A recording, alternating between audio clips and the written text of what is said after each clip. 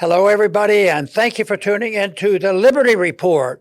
With us today, we have Daniel McAdams, our co-host. Daniel, good to see you this morning. Good morning, Dr. Paul. How are you this morning? Very good. Let's look into the situation around the world. Okay, let's do it. We want to make it a better world, but it looks like if you're going to depend on the Republicans, we might have a struggle. Because it looks like the Republicans had to rush home for some reason. I bet there were some emergencies at home. But there was a lot of activity getting summer picked up and get ready for the August break. And it got interrupted. And I just wonder really what's going on here. The whole thing is there was a blockbuster coming out of the Justice Department. And I guess it's carried away. You know, yesterday when we were talking about this, I wonder if that could have affected the price of gold. Yeah. But I don't think so because that doesn't work quite that way because we don't know the answer to that. But here's an article that we looked at, and it comes from politics. Justice Department told Trump in May that his name is among many of the Epstein files. That catches our attention. Bondi also told the president at the meeting that Justice decided not to release more Jeffrey Epstein documents because of the presence of child pornography and the need to protect victims like our president. Oh, no, that wasn't in there. Oh, you're in trouble. He's going to sue you. We shouldn't. Fake news. Yeah, cancel that. Well, we have we have to do that to survive reporting on all this stuff. So anyway, that is a problem for the Republicans. I was a Republican. I guess some people would say I'm still a Republican. And I always tried to measure that in that there was an automatic vote from the Republicans, like about 35 or 40%, and I had to get the rest from independents and the Democrats. And so I don't like to, and it's wrong just to say every Republican is a bum because there's one that we defend every day, and we just might defend him today. Maybe there is one that's speaking a Republican message. That's right. And you know it's good. He must tell him the truth because he's lonely. And ordinarily, what happens when there's a power struggle, the people who get punished the most are the ones who are telling the truth. And I'm alluding to, I guess everybody knows, to Massie, who's been championing the cause, and he has stood up, and he is in the middle of this little deal going on right now. Yes, he is. Yes, indeed. Well, let's pull up that Wall Street Journal article because it came out today. Now, you know, Dr. Paul, that President Trump is suing the Wall Street Journal because of reporting that they did last week about this supposed birthday card that Trump drew or wrote in for Epstein. They didn't produce the card, but he sued them and said it's all fake news. So we don't know what it is. But what we do know is they must feel somewhat confident in their reporting because they've come out again with another article going after President Trump on this. Justice Department, as you said, Dr. Paul, told Trump in May that his name is among many in the Epstein files. And they go to that next one after that, and you'll see what they're saying at the Wall Street Journal. When Justice Department officials reviewed what Attorney General Pam Bondi called, quote, a truckload of documents related to Jeffrey Epstein earlier this year, they discovered that Donald Trump's name appeared multiple times, according to senior administration officials. In May, Bondi and her deputy informed the president at a meeting in the White House that his name was in the Epstein files, the officials said. Many other high-profile figures were also named, Trump was told. Being mentioned in the records isn't a sign of wrongdoing, continues the Wall Street Journal. The official says it was a routine briefing that covered a number of topics, and Trump's appearance in the documents wasn't the focus. And, I put down a title for our show today about, was this sort of a monster of Trump's own creation? Because in many ways, the MAGA locomotive was fueled by this demand for information on the Epstein files. And President Trump definitely harnessed that energy of people who were frustrated. They felt that Washington was some sort of an insider ring where people were completely, not to be held accountable for their actions. And so that energy that brought Trump to power now turned against him when he heard, apparently, according to the Wall Street Journal, that his name was in there.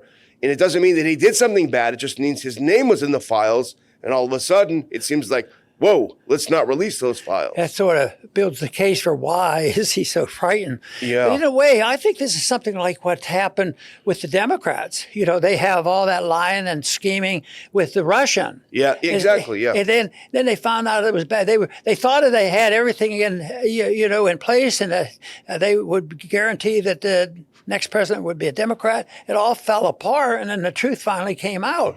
And you just pointed out something similar. The Republicans were promoting something, and all of a sudden now it's a little bit too late for the Democrats to win the election. But it won't diminish their enthusiasm for, the fighting and skirmishing. And of course, they're always looking for the future. When are we going to, if they can't, impeach them and they can't get rid of them, they will just try to destroy him, which both sides seems to be doing. So it's to me it's just politics, and one of the reasons that you have to, if you're there, you either have to go with just trying to ignore the nonsense and trying to do the job you're supposed to be doing, and yet then there's a Thomas Massie who's up against the whole gang of Republican leadership. But boy, the reaction to this to me is astounding. And it's almost an overused cliche, but I think it does apply in this case, which is that the original crime, which may not have been a crime, he may have just been in buddies with Epstein, they may like hanging out together, but the original quote-unquote crime was far less, if it was not a crime, than the cover-up, because that's what Watergate was as well. The break-in was sort of a side note, a footnote to history, but the massive attempt to cover it up made people think there's got to be something more there. And that's what's happening with the Epstein case. Now, there may be something in there, we don't know. But the fact that Trump has gone so far overboard to the point where he says, I don't want your support if you want to look at the Epstein files, to his base, turning his back on his base, to that point that people are not going to say, oh, well, okay, I guess there's nothing there. On the contrary, they're demanding, his base is demanding more information. And as you just pointed out, Dr. Paul, the Democrats have finally woken up and realized that, hey, we can make political hay out of this. And so they've jumped on board. But really, it does seem to me, at least, as a matter where the cover-up or the attempted cover-up or there's nothing to see here, there are no files, let's move on to something else. By the way, Russiagate seems to be worse than the crime itself. I think they value and believe that power is the most important thing. Yeah. Otherwise, they wouldn't be acting this way. But the Congress in itself, especially the Republicans or the people in charge, they lack a moral compass too. I mean, look at the problems that are going on with our support and our allowing a whole people of Palestinians to be starved.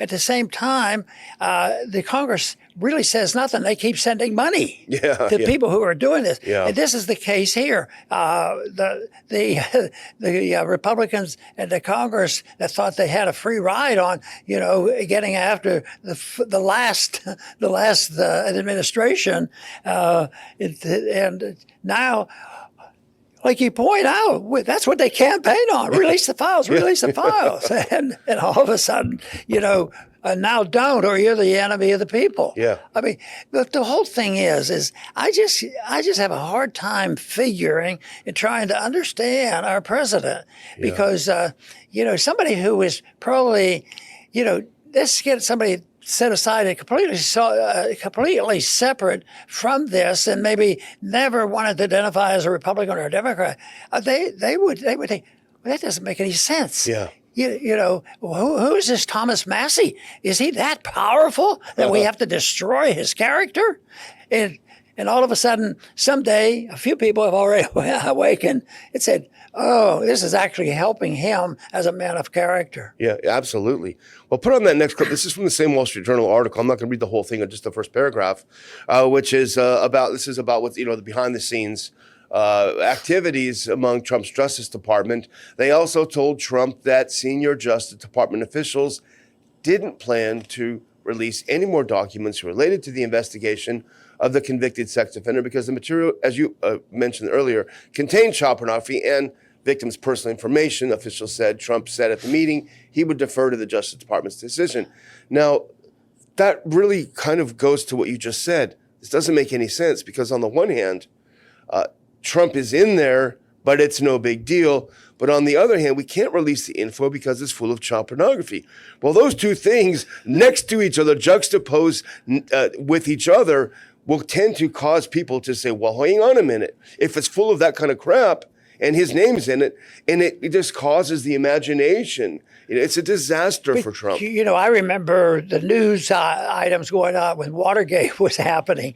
And it wasn't like they made a discovery and then everybody made their final decision and Watergate was over. I mean, it was bit by pieces and back and forth. And like you said, if they probably would have had approached it a little bit differently and said, so what, and marched on. But no, it was cover up. Which I think is good that the people don't like the cover up either. And I think that they don't like, the people on average don't like cover up. But what we found during COVID is people don't like hypocrites. Yeah. Hypocrites preaching something and then taking advantage and doing exactly what they tell everybody else they're not allowed to do. Yeah. But that's the tradition of all governments. Absolutely. Well, you remember, I think it was a week ago or so that Mark Rutte, the Secretary General of NATO, was in town, and he did a press conference with Trump where he was, I will try not to say it in a rude way, kissing Trump's rear end in such a way that it was embarrassing to everyone. Well, I think Mike Johnson, the Speaker of the House, is the Mark Rutte of American politicians because he does the same thing with Trump now. And go to that next one. Now, here's a Politico article of, now, it's not only what's happening in the executive branch. This is ripping through the legislative branch, Dr. Paul. It's ripping the House Republican, very, very slight majority to pieces. Now, this is Mike Johnson yesterday. The rule was going down inside the House GOP's Epstein meltdown. Appropriate title. Go to the next one. Now, here's what's happening. Inside his cavernous office on Monday afternoon, Speaker Mike Johnson was facing a growing crisis. The House GOP conference, which included some of the Louisiana Republicans' key allies, and I have this highlighted, was in full rebellion over the spiraling Jeffrey Epstein situation. Rules Committee Chair Virginia Foxx of Virginia, remember Virginia Foxx, and panel member Aaron Huchin of Indiana informed House leaders that Republicans on the panel would not advance any rule for the week, the prerequisite for chamber to fully function, without a better solution to the Epstein problem, according to two people with direct knowledge. Now, we remember Virginia Foxx. If anything, I think a nice lady probably personally, but a team player. She was not, as I remember her, someone to launch a rebellion against leadership because that's what she aspired to, which is leadership. So the fact that Representative Virginia Foxx told Mike Johnson, the speaker, we're not going to do any business this week until you solve this problem, I think that speaks volumes for how panicky the House GOP is. She used the word explanation. All she wants is, and the rest of them, the group of them, she doesn't do this on her own, an explanation which is sort of, an excuse or explanation, but not a resolution or not admission and not telling what's really going on, but they're looking for how are we going to get out of this mess? Exactly. Yeah. Instead of maybe coming clean. Yeah, exactly. Help us out of this. We want to help you. Help us help you. So that's why it's important. But here's what happened. She said, no, we're not going to do this. You got to deal with it. Well, Johnson went ahead and used some of his power. Go to that next one. This is from the same Politico article. The lawmakers knew that bucking their own leadership was an extreme response. But panel Republicans were incensed that a week earlier, they were all but forced to vote against a Democratic effort calling for the release of Epstein-related information. I would not characterize it as a Democratic effort, but we'll get into that later. Many were under intense pressure from constituents to support unsealing. They wanted leaders to provide more cover. Exactly what you said. But hours later, Johnson and senior Republicans decided to shut down the Rules Committee altogether, which meant foregoing votes on two key immigration bills before lawmakers left for the month-long August recess. August recess started early this year. Dr. Paul Johnson took his toys and went home. What I would do if I were a candidate, these guys that went home, that avoided it, especially the ones who led it, find out what they're doing, catch them on the beach someplace. Exactly. Remember how they caught Nancy Pelosi doing exactly the rules that she was writing for everybody else, and she was breaking her own rules? That's to right. have these guys go down and show what they're really doing. They did it to Biden. Yeah. When he was having his problem, he was always on the beach. Always on the beach. That's true. But you mentioned Thomas Massie earlier. Thomas Massie is one Republican who's actually in tune. Here's an irony. I think he's more in tune with the MAGA base than Trump himself. He said, release the files. And he put in a piece of legislation, and it's a technique that you use for certain types of legislation that require a floor vote. It's just one of the few there's a lot of tricks in the Senate you can use to force things to happen. In the House, you don't have a lot of magic tricks in your bag. But Thomas Massie pulled a rabbit out of his hat, and he put in this piece of legislation. Now, go to that next one. He's announced that he will lead the next independent phase 2 of the congressional investigation, but also go to the next one now. This is what Johnson did. Johnson attacked and said, Republicans won't be lectured on transparency by the same Democrats who orchestrated one of the most shameless and dangerous cover-ups in history, Biden's obvious mental and physical decline. When they claim they're for transparency, roll the tape. This is what Speaker Johnson said, because he's talking about the bill that Massie put in to release the files. And so thankfully for X, there is a community note saying over half of the sponsors of HRES 581, which is Massie's bill, the current effort to release the Epstein files are Republicans. So he just said, it's just the Dems who are doing this. But in fact, now go to the next one. It's not just the Dems. Over half are Republicans. And Thomas Massie said, Speaker Johnson, why are you running cover for an underage sex trafficking ring and pretending this is a partisan issue? MAGA voted for this. So I would say game, set, and match to Thomas Massie for calling out what Johnson did. This is a disaster. The GOP is getting ready for these midterms. People are expecting, with Trump's numbers going down, down, down, that they're going to take a big hit, which they can't afford to take. This is a perfect storm for them to lose the House. Sometimes long-term explanation and arguments don't work very well. And I like to find a statement like I've mentioned before about a platform. I'm sure the Republicans did a platform in the last thing. And I'll bet you in that platform they said, release all the files. No doubt. It just write one sentence there. What did you say a month ago? This is what you said. And also pick up it wouldn't be hard. Almost every part of the Constitution is trying to prevent these kind of things from happening. But no, it's always into, well, I guess we better go home and start our vacation sooner. So that has to be. Of course, they do how they see it in their best interest. So evidently that means to me, and I think others will conclude, that this stuff is really hot. Yeah. They think it's, I think one of the other Congressmen said, well, this will be a cooling off period, and maybe Johnson, will get a break on this because maybe they'll be talking about something else. Somebody might go out and start a war, something like that. They may actually. That's a good point. That could. Remember Clinton with the aspirin factory in Sudan when he had some problems with an intern? It could be. But I do have one clip of Thomas Massie. We have to have an obligatory Massie clip. You might want to put your earpiece in because here's Massie explaining what he's trying to do with his legislation. If we can put that clip up. I think it's a little longer than we usually use, but let's go ahead and listen to it if we can. Let's listen to Massie explain what he's up to.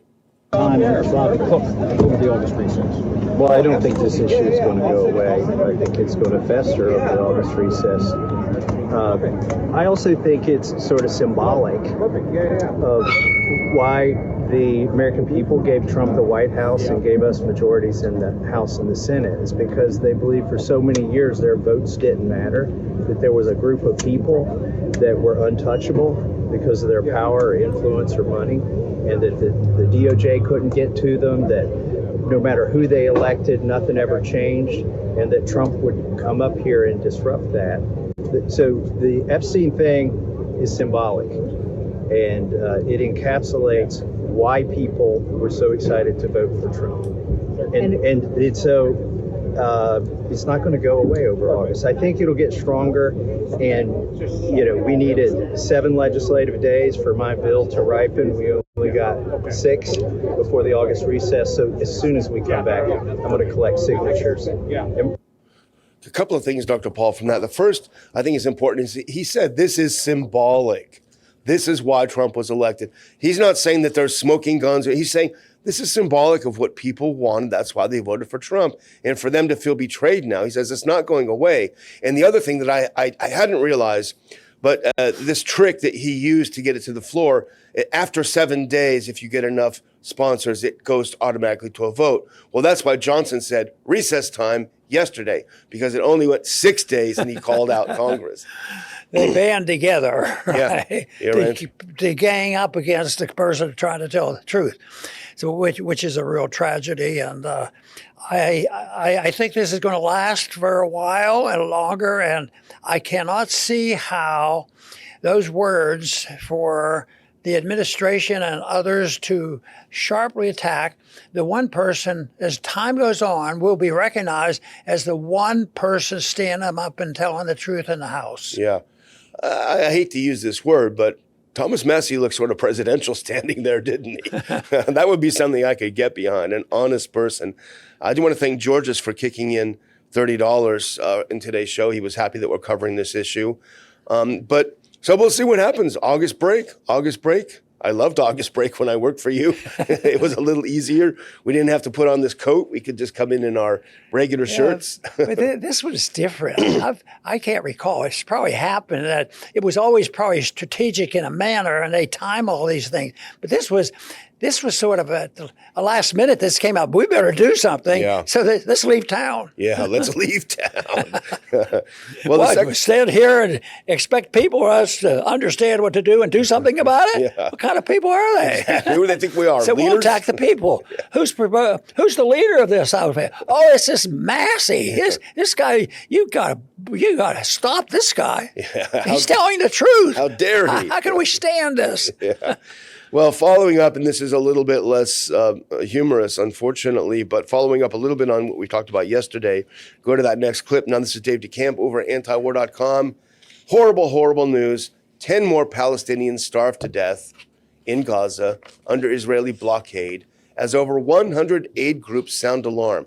Now, that's interesting. 100 aid and human rights groups have sounded the alarm that their own workers are facing starvation. Not just the Gazan Palestinians, but their own workers. Now go to the next one. It's even worse than that. You say 100 people starved yesterday, or 10 people starved yesterday. That's terrible. But adding insult to injury, Dr. Paul, as Dave DeCamp writes, on top of the starvation deaths, more than 1,000 Palestinians have been killed by Israeli forces while attempting to reach food aid. So these are desperate, dying, starving people who are just trying to get something to eat for themselves and their families, and 1,000 of them are shot by the Israelis. They're not shot because they had guns or they were blowing anything up. They shot because they were looking for a meal. Oh, this is so bad. And what the American people, the most important message that they get, and they look at it is the fact that we're participants, Yeah. unwilling participants for most of us, or out of ignorance, is what is happening. But it's our money and our strategy, and we are the ones that have the empire, and we allow this kind of stuff to happen. Yeah. And that to me is really a tragedy. When the Fine was saying, well, let them starve. Let 'em starve, yeah. They're having all these kind of. He says, well, let them starve. And all I could think of was Marie Antoinette said, Yeah. when her kingdom was falling apart, and they say, what do you do? And she, and some people say that she probably didn't say this, but it is symbolic in a way, because her attitude was, well, if people don't have bread, why don't they eat cake? Yeah. So what Fine is saying, well, if they aren't doing well, why don't we just let them starve? Let them starve. If they can't find their own food, never mentioning how the problem comes about. Yeah, the Palestinians, they were 100% responsible for this mess, and that I don't agree with. That doesn't mean that both sides have no problems with themselves. Yeah. But this I think is going to backfire on the Israelis, and I already think is. Netanyahu is probably not the most popular prime minister out there, and eventually it's going to change. And if just think of what the world would look like if we really did come home. Yeah. Even what Trump hunted at, we're going to stop wars. And then he said, yeah, let's stop all that weaponry going to Ukraine. Oh, in one day, let's restart the weapons to Ukraine. And Israel. And we know that it's not going to change. But can you imagine how wonderful the world would be just with that one move, living up to the Constitution, on taking money, especially from the poor people in this country, and instituting these revolutions, whether it's Ukraine or Syria or wherever we've been. And then we spend a lot of time here whether it's, the Democrats were trying to take over the government, or the Republicans doing it, or whatever. It's just think how many times the American people fully endorsed Congress, the president, and taking over these countries. Yeah. So we're participating in it all the time. So what's disgusting is the guideline that we have is totally ignored, and it leads to one thing: a moral bankruptcy. It's becoming more evident every time. Nobody believes what the government says, and that's good, because they're not believable. But at the same time, financially, we're at the end of our ropes, and still the people would rather criticize those who would say, you need to cut spending. Oh, yes, we cut spending. But guess what? They finally pretended to cut $9 billion out of a $26 billion deficit. Yeah. They were going to cut that, but they were going to cut one was foreign aid, of course, never gets really cut. And the other was public broadcasting. Yeah. Well, they'll get around that somehow. They'll make out a private. No question. They'll private, and they'll give them the money under the table. Yeah. Well, thanks again to Georges, who gave us another $30, saying thanks for covering this issue too. We're always happy to please those who are watching the show. But the issue is with Gaza, it's not us intervening, but this whole tragedy, genocide, is being facilitated by U.S. interventionism. If Donald Trump did not give them the money, did not give them the bombs, did not give them the bullets, and did not give them the cover to do what they were doing, we wouldn't be talking today about the slaughter of people just trying to get food, just trying to get shelter. Now, go to that next one. This happens. I look at anti-war every day, and there's an article every day that says this: Israeli forces kill 100 Palestinians in Gaza over 24 hours. Among those killed on Wednesday was a pregnant journalist, her husband, and their 4 children. In what world in the 21st century is it possible for a country to murder 100 people every day, innocent civilians, and nobody says boo? If it happened anywhere else, people would be screaming, rightly so. At the very least, they would be demanding that their government stop facilitating this slaughter. And the voices are rising in the United States, and they're also rising, thankfully, among conservatives and Christians who are looking at this and saying, I can't be pro-life if I don't stand up for this innocent life as well. That's right. And this is the perfect example of the thing that concerns me to a great extent, and that is the moral, the immorality of a country, either actively doing it. I can't believe that you could go out and find, very many people say, "Oh, we think this is good policy," but the ignoring of it and putting these people back in and rationalizing it and said, "Well, this is necessary to do," and all these kind of arguments. It's so tragic, and I think you and I have made some points about history where many of these fights going between the various factions that they did fight and kill each other for a long time. But there were periods of times when Muslims and Christians and Jews, the best times they had was when there was no government telling them what to do. Yeah. And it really materialized in the 20th century. 1948, World War I was a disaster for that we were going to make the world safe for democracy by remaking the Middle East. What kind of talk do we hear now? We're in the process of another remaking of the Middle East. Yeah. And they've been doing that for another decade. And it's not going well. And that is a tragedy. But I think the answers, are easy to look at, because I think if we would live with a non-interventionist foreign policy, it would help us there, save a lot of money and save a lot of lives. But being a non-interventionist in personal matters, that protects civil liberties. And that also is very important, that people are tolerant, even on ideas of religious differences and all. But it's the promise that you won't commit violence to have your way that would make all the difference in the world. The nonviolence is the only thing that will do it, because right now lying is permitted and you are rewarded for it, and you are permitted to say it and get credit for condemning the people telling lies. And the more you tell lies, the more you get condemned. And that is moral bankruptcy that has to be addressed. And I do believe there's a lot of people waking up to this matter, and hopefully we can, have some changes a long time before the whole thing comes apart. I want to thank everybody for tuning in today to the Liberty Report. Please come back soon.